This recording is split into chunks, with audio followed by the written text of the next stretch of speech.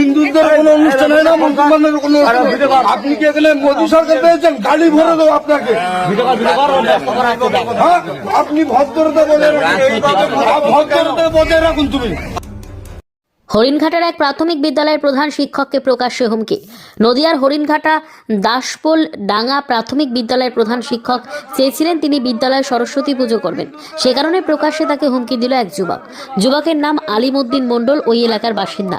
প্রধান শিক্ষক কাশিরাম বর্মন জানান তাকে হুমকি দেওয়া হয়েছে এবং বলা হয়েছে 24 ঘন্টার মধ্যে তাকে বদলি হয়ে যেতে।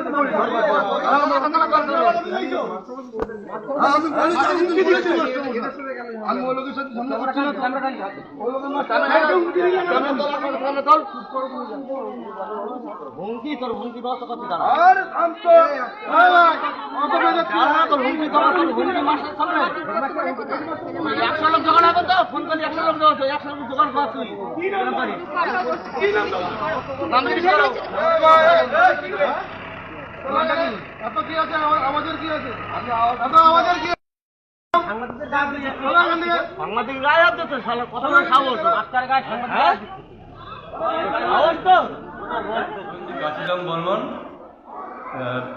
দাসপোলডাঙ্গা প্রাইমারি স্কুলের দায়িত্ব আছে। আমাকে আলিমউদ্দিন মণ্ডল বলে এক ব্যক্তি, এই গ্রামেরই, উনি আমাকে হুমকি দিয়ে বলেছেন যে আপনাকে 24 ঘন্টার মধ্যে ট্রান্সফার করে দেবে। আপনার কি চুলকানি হয়েছে? চুলকানি হয়েছে আপনার? ওই সরস্বতী পুজোর মিটিং ডেকেছিল। মানে পুজো তো হওয়া উচিত, এছাড়া আমি বেশি কিছু বলতে চাই না। আমি চাপে আছি, বুঝলাম তো।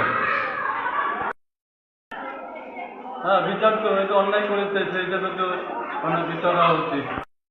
মন্ডল কিন্তু এখন আসতেই ভয় লাগবে আমার, আতঙ্ক কাজ করছে। অবশ্যই। কি বলবেন এই যুগে দাঁড়িয়ে এভাবে সরস্বতী পুজো করার উদ্যোগ নিতেই এমন হুমকি? স্কুলের সরস্বতী পুজো হবে, এতে কোনো মিটিংয়েরও দরকার পড়ে না।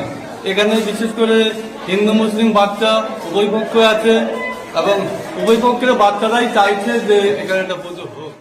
Bureau report, news today live.